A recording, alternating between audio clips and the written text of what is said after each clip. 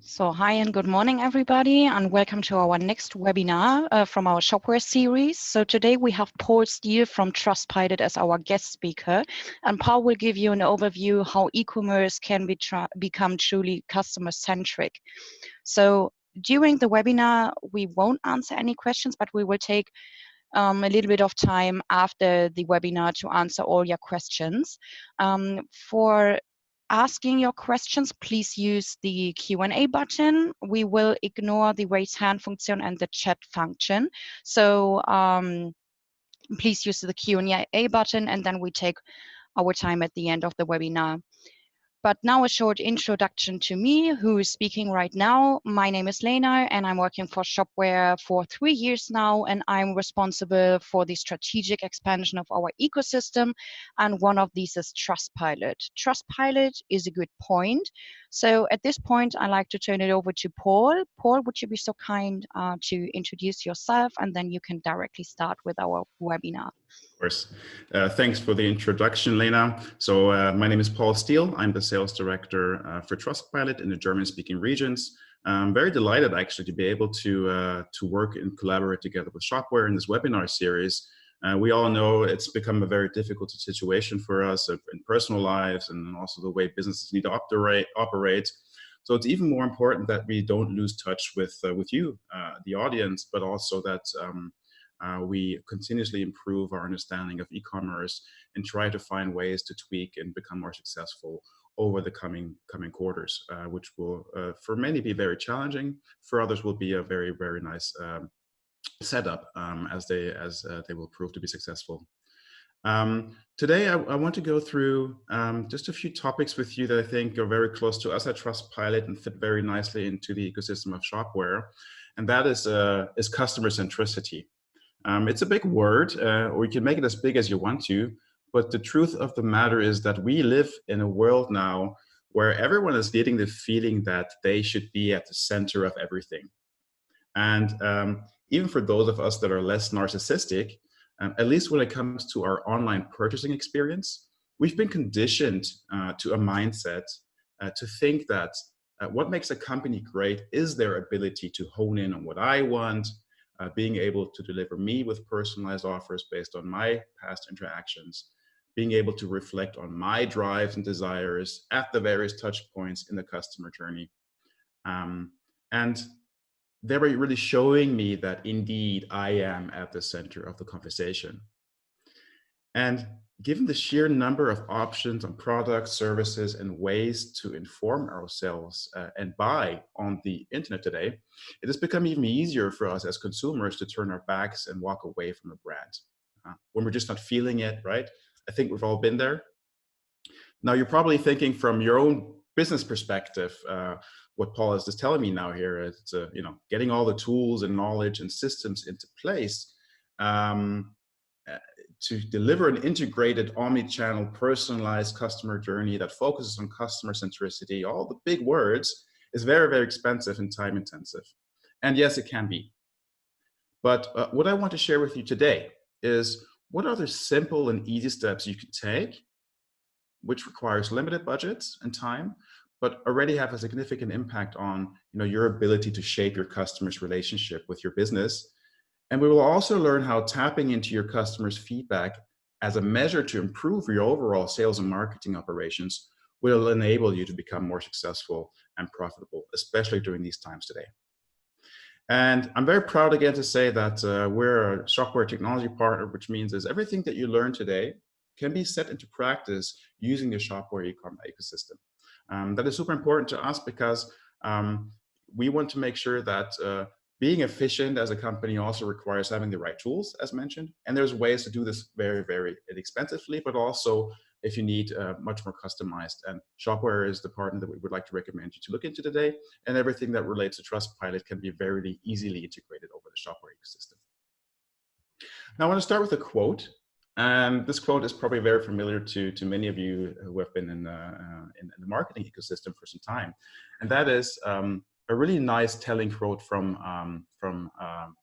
Scott Cook. He used to run the marketing at eBay, Procter & Gamble, and Intuit. And he says that a brand is no longer what we tell the customer it is what consumers tell each other it is. This quote has been circulating for a few years already, I think 3 or 4 years. And it's still amazing to see that not all companies are at the level yet that actually puts this quote into practice or understand how to put this quote into practice.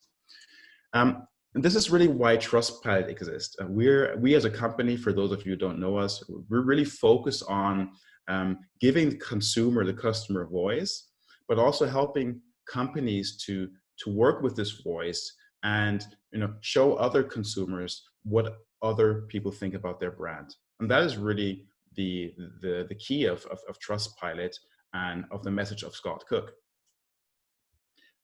Our most recent research with Brightpearl, I'm going to share with you some key data from that, actually shows from surveys we did across the globe on consumers that the voice of the shopper, the customers, actually it is getting louder. And we all value constructive feedback, I would say. At least most of us should. And there are so many channels popping up to leave reviews and ratings, right? Forums and different message boards where you as retailers really are challenged, but you kind of need to keep up to date with what are people actually saying about your brand? What is happening with your reputation in the world of reviews? And people use online reviews and star ratings more than ever. So ratings and reviews, they give people a voice and a compass to help them in their decisions. And according to our latest survey with Brightpearl, 46% of shoppers check star ratings specifically before buying, and 93% already, they read review content across multiple platforms. This means for you as a business, you need to engage in ratings and reviews by giving people an easy and effective way, essentially, to leave a review about your company, right? But also a way for them to leave a review and read about your company's reputation across multiple touch points in their journey. So reviews are sort of a part of your relationship building with your customers. So it's a tool, and our data shows that a growing willingness among people to actually speak out online and share their experiences. So consumers are more than happy, and we're actually used to sharing our experience just by the nature of, using Airbnb or using the Uber or going to Amazon. It's become second nature almost. And the trend that shop owners, that retailers must get a handle on is that 2 out of 3 people are actually very eager to leave a review, especially when they have a bad experience,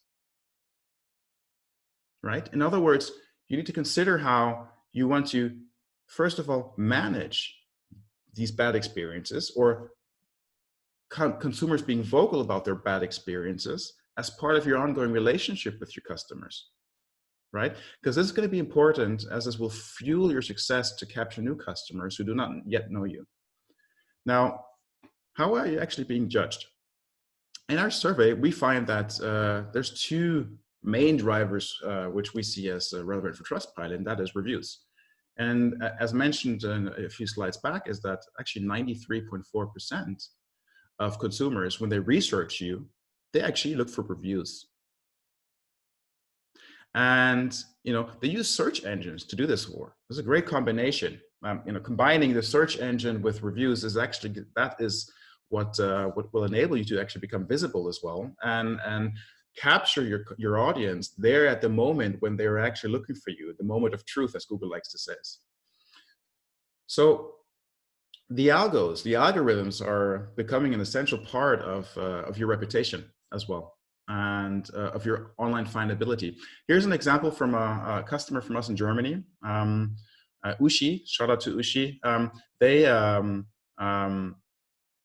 As you see, if you search for their brand, especially on mobile, what the algorithms do now is actually they will autofill or suggest a reputation keyword. In this case, it's German, it's Erfahrungen, but it could be Erfaring in Dutch. It could be reviews. It can be serious. So there's many different reputation keywords that, based on the algorithms, will be displayed. And what this means is, if you don't have any reputation, then the algorithm will not actually suggest a keyword for reputation for your brand. which in turn also means that you're not delivering the 93.4% of the people actually what they want, which is to be able to read reviews about your brand. So it's super important. And from a findability perspective, it's also important that you have reviews included, because the way search is structured actually will reward you by showing stars. So we see Google seller ratings for the AdWords, and we see the rich snippets for the organic search and your Trustpilot profile in this case. So why is this important?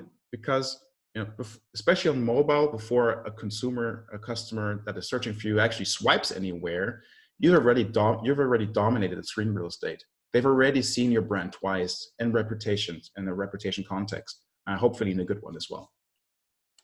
So it's important to be above the fold before the swipe with some sort of a reputation trigger. And this trigger can be used on various platforms, but also on Google and Yahoo and Bing, and on desktop and mobile. So the point here is that being able to show a consumer that's searching for your brand, who may not know you, that you are a trustworthy brand, that other people think that you're a trustworthy brand, and you can actually prove it by including it in the customer journey via the rich snippet stars, the seller ratings, or the product reviews, is actually what your customers want as part of feeling customer-centric as well. Being able to feel secure to actually click on that link, being able to know that before I actually engage with the brand, there's a high likelihood that I will be happy.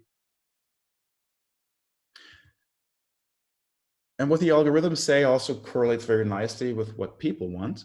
I'm super proud to say that according to Google Trends, Trustpilot especially is one of the most interesting websites with the most interest at the moment when it comes to reviews. So what you see here is a Google Trends analysis. It's from 2004 to present, meaning it shows our growth as a platform, but it also shows the steady increase of people actively looking for reviews for brands they're researching on Trustpilot.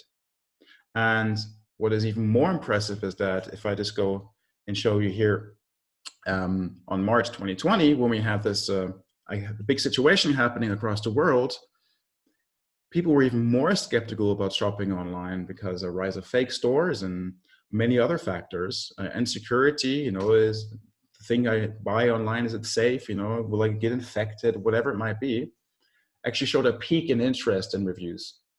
So my message to you here today is that, especially in these days, you need to make sure that you have some form of reputation, and you need to make sure that you are on a platform, at least where the consumer interest is at.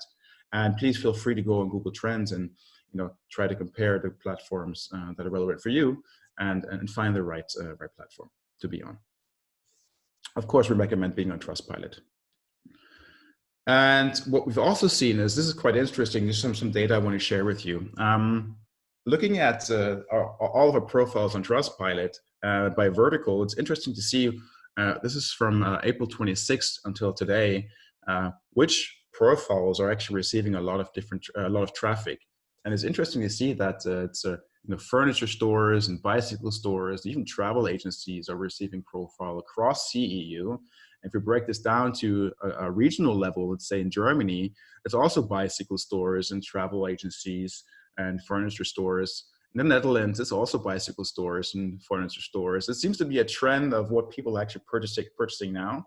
So if you find yourself in any one of these categories, I encourage you to make sure that you work on your reputation, because people are actually actively looking for the reputation of Trustpilot. And if you're visible, at least you have a chance of capturing that audience.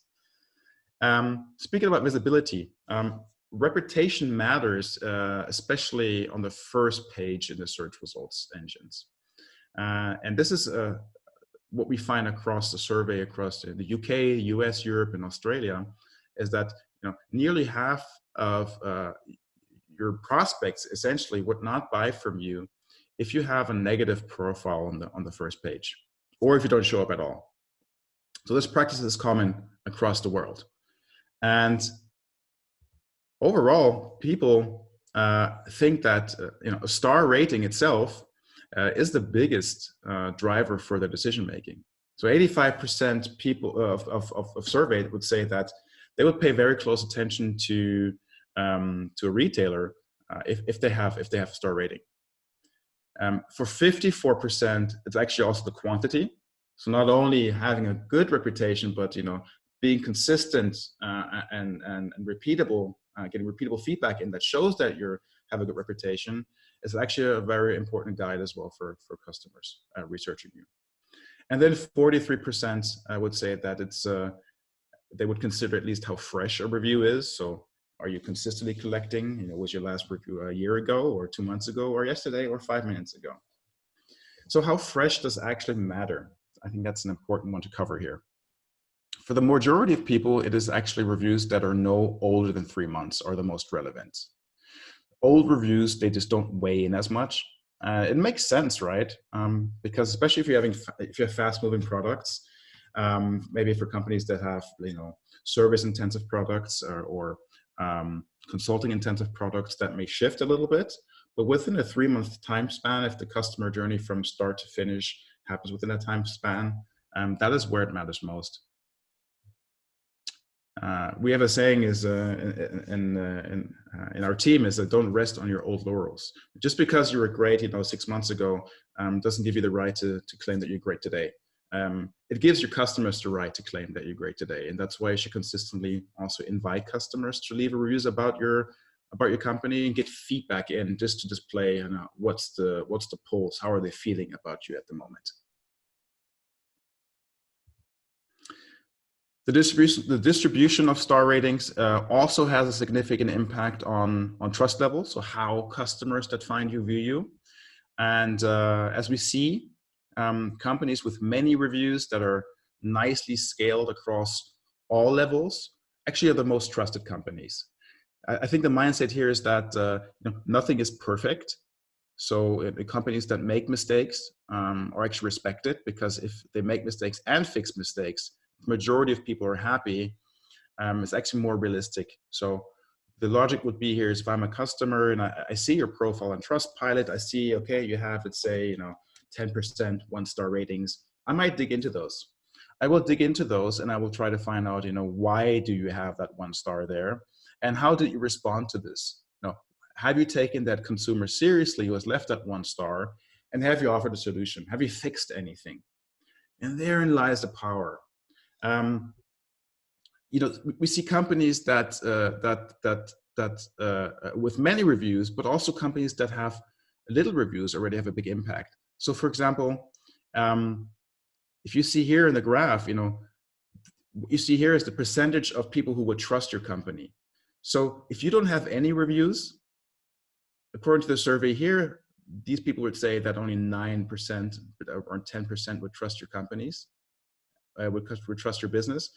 But if you already have 1 review, that jumps up to almost 60%.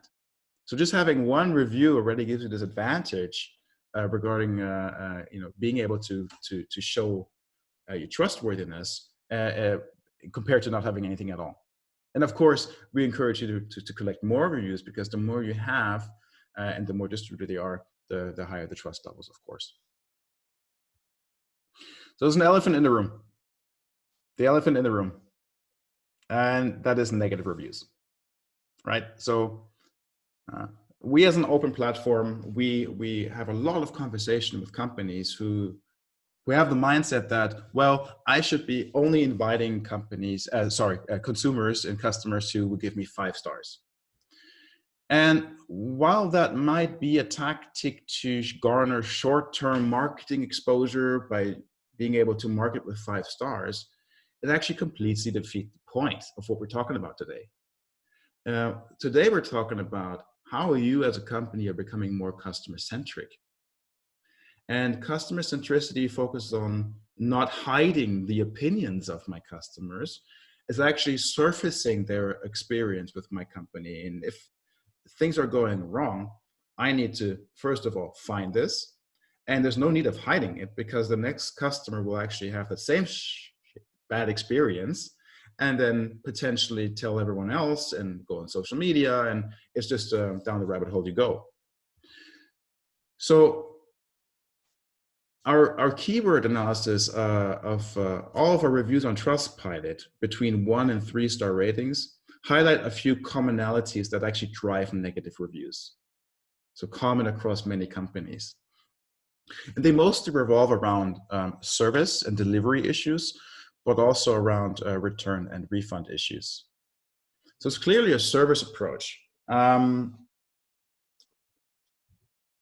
think service as being the biggest chunk here is something that requires some coordination between the various stakeholders in the company, the various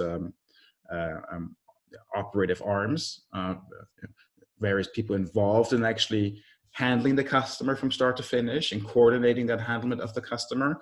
And there's a lot that needs to be done, but at least what from a consumer's perspective is important is that no matter how you handle your customer or how many complex tools and touch points you have, is if that one customer has a great experience and leaves a great review, that's much more valuable than having that one customer with that bad experience, obviously. So why is this? How is it that it's service and delivery and refund that is the biggest issue at the moment across the customer base? Trustpilot, at least, what we've measured. This is something to do with what we call the slippery slope of customer happiness. So the percent of people in our research who said their experience was good after hitting the buy button decreased. So in other words, the further down the buying journey your customers typically get, the more likely it is that review scores would decrease. So it means that you're already getting customers to your store that have had these similar experiences. So your advantage basically is if you deliver a great experience post that purchase, it will set you apart from the norm at the moment. So it's really good to understand what is driving negative experiences. And actually, of course, at Trustpilot and with Shopware, the integration, you can download the data, you can slice it and dice it, you could use the APIs to connect it with certain other BI data to actually really drive into it, as complex as you want to. But just having a simple review saying, hey, the delivery was late, or when I put the refund back, I didn't get my refund, or when I called the service hotline, they were really, really unpleasant with me. Already that one customer experience will give you enough information to make sure you can change some processes. So in total, 77% of poor reviews are directly related to issues after clicking the buy button. I love this quote. It's from Bill Gates. He says that your most unhappy customers are your greatest source of learning. So how do you put this learning into practice? As I stated before, the first thing is you need to understand what your customers think. Invite them to leave their opinion. Don't muzzle them. The second thing you need to do is you have an efficient way for, of course, analyzing that opinion and integrating it into improvement strategies for your operations. And the third thing is that when you find out, if you learn from that opinion, you shift it. You shift it to the power of positivity. You then improve on that feedback, exactly what your customers were looking for, and then you market with that. So our keyword analysis over 1 million five-star reviews show that the commonalities that then drive positive reviews are linked to operational excellence. So exactly the flip side of the average company at the moment. And what gets even more impressive, on average, customers would even spend a whopping 22% more on a purchase from a five-star retailer versus one with average reviews. So imagine just turning around one customer, making that customer happy, asking them to change the review to a five-star or to update the review, basically. And what that means for the overall experience for each other customer coming through pipeline and the overall bottom line you may be able to generate with that. There's a lot of power in negativity, but there's also a lot of power in positivity if you use it the right way. Now, as I discussed, the third step is actually showing what your customers think about you in all relevant channels. So we spoke about omnichannel customer-centric marketing in the beginning, in the first slides. While that may require a lot of complex tools and a lot of products in your marketing stack to be able to facilitate that, From our perspective, you can start very simple. Just use your reviews again. Use your reviews and include them in the relevant touch points where your customers are actually researching about your brand and your products. So our data shows that it is critical you integrate your star ratings, reviews, and testimonials as many places as possible. And the channels with the most bang for the buck are reviews on a homepage. As you see in those green boxes up there, they have the most significant impact. So having reviews in form of a widget, review content on your homepage, also on the product pages. So as the products and services, so as your customers are researching your brand and researching the product, that they're able to read directly about what others think about it. Also around the checkout page to make sure that, we've all been there. We put something in the checkout in the basket, and then we're like at the end, maybe I don't need that, right? But maybe I'm going to check somewhere else. So having reviews there about your product and your services can greatly reduce shopping cart abandonment as well.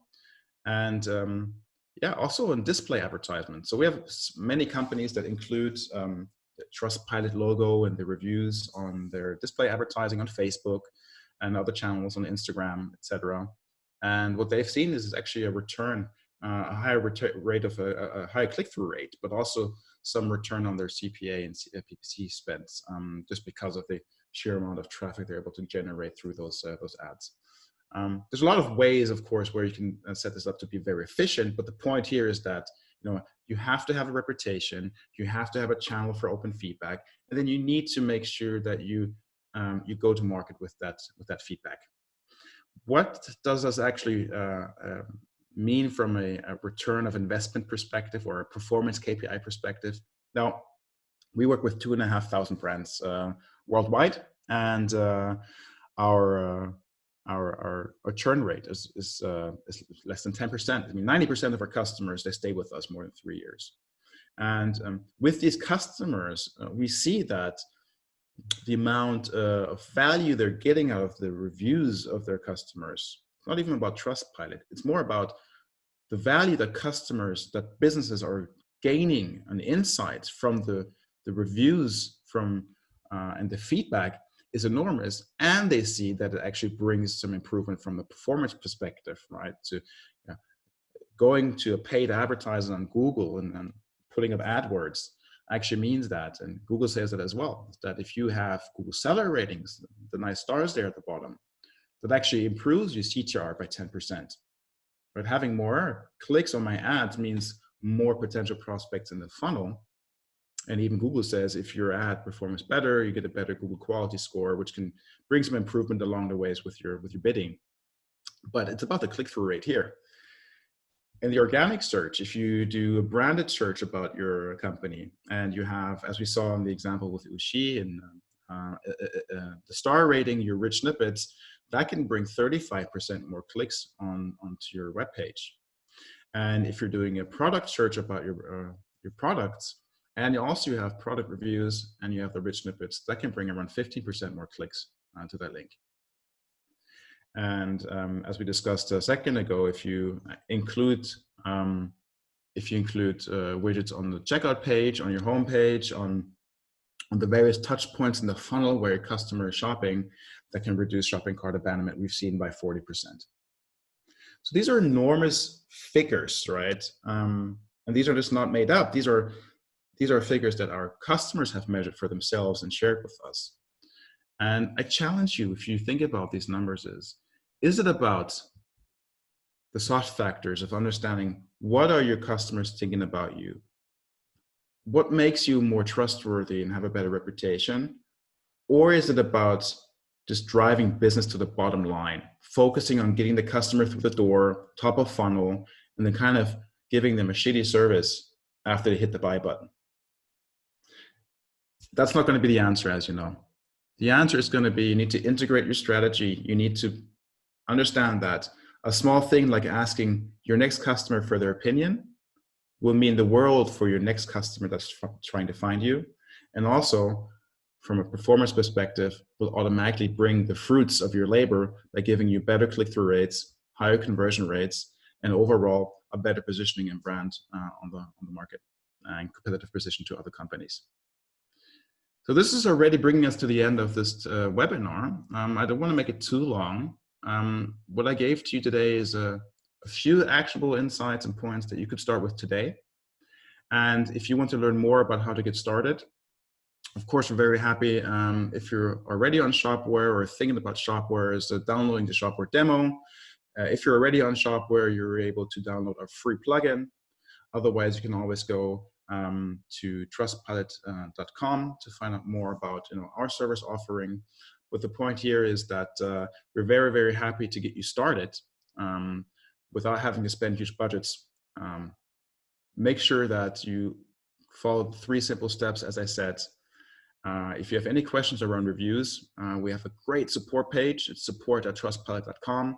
You'll find here the most frequently asked questions of our customers, which kind of gives you an understanding of what are other people thinking about, what are they looking for, and just put in your query at the top, and you will get an answer around there. And if you want to try it out directly with Trustpilot, we offer free trials. If it's 14 days or 30 days, I don't really care. I just want you to get started. So I hope that was a bit insightful. I'm happy to share the research report after in the emails. Also happy to share any other material that you would like. Just reach out to us anytime. Thank you. Perfect. That was an awesome overview, Paul. Thank you so much. So now we will take some time for answering all your questions which you had during the webinar. So the first one was, sorry for being late, but will there be a recording afterwards? Maybe I can jump directly into it. So yes, there will be a recording afterwards. So maybe when you missed the first 15 minutes, you can go to shopware.com, go to the webinar page, and then you find a recording afterwards. Then we have another question. So how can Trustpilot reviews can help B2B companies, especially service companies with long project cycles? Paul, do you have a good answer for it? Sure, absolutely. We have many B2B customers, and especially with companies that have a long sales cycle, where there's a high cost of acquisition per customer. You're investing your consulting team or your sales team in that engagement. So the first thing you want to make sure is that actually you're being found. So even B2B, a typical researcher or a purchasing department head would also use their network to find out, what are the services and products online that I can consume as a business. And similar to there's going to be a trust factor. So we have many B2B customers that, after they've actually finished the project, they could then just invite that company to leave a review about them, and then use that, for example, those quotations in a more customized way, maybe in a brochure, using the marketing tools from Trustpilot to then include some customer quotations and brochures. So there's a way for B2B and B2C to leverage trust. It's just the when is different, but again, we will help you, gladly give you some personalized consulting on what's best for you. Yeah. Okay, perfect. Now we have a longer question. So how do you manage the issue of starting with Trustpilot when you don't have that many reviews? That can look the worst of all, especially on a product page. Are there any tactics and features to help with that? Yeah, as you saw in my presentation, yes, it's important to have many reviews, but at least have some reviews. The most important thing here is that you have a review or 2 or 3. Of course, the aim is to get as many as you want, and we have efficient ways of giving you, we have a tool that enables you to collect feedback automatically, so you're consistently collecting it, but also we have the thing called, what we call Kickstarter, basically, which means that we will help you invite, let's say, customers from the past couple of weeks, couple of months, to start getting a representative score for your service. And again, it's a combination of having fresh reviews and a lot of reviews, but I think if they're fresh and they're few, they're really valuable for the next customer. Okay, perfect. Then we have another one. So do many of your merchants use Trustpilot as a KPI for the customer services staff? We do have companies that there's actually a great case study. If you go on trustpilot.com and look for case studies, it's your Homebridge case study. They actually measure. So each customer support rep actually will send out a review invitation, and then based on that feedback, the company can evaluate internally, externally, depending on how the privacy laws are. And working councils are open for showing this review data, but they can measure different performance levels and then also get insights out of, okay, if someone has maybe 3 stars consistently, what is the feedback there, and give them training on improving that. So it's actually a very nice way of improving the overall cohesion of a team and effectiveness of a team by that feedback. Okay, perfect. Last but not least, could you please throw some lights on how Trustpilot can help an online education startup companies? So where you have established players with thousands of reviews? Yeah, especially for the up and coming players. I mean, the first thing you want to do is to be found, right? You're not going to be starting with 1,000 reviews, of course, but having reviews, already 1 or 2 or 3, like I said, is going to enable you to just even be found. If you're competing, let's say in an ad space, or if you're competing on the organic searches, at least there, you want to be visible with trust. The second thing is that especially in education, it's a big commitment from your customers, right? To actually book a service and book the course and invest whatever it might be over a longer period of time, 6 weeks to 2 years, whatever it might be. Start with the first customer, right? I think it's almost like, if I don't have 1,000, I'm not going to do anything, because what's the point? No, start with the first customers, and you will build over time a nice portfolio of reviews that is more valuable than having no reviews again. But here also, I mean, we work across different sectors and verticals. I would encourage you just to reach out to us so we can look at your particular business and see what doesn't make sense and how we can maximize getting reviews implemented for your business. Okay, thank you. So there's one more question, and this will be the last one. Can you import reviews from other platforms, for example, from FIFO?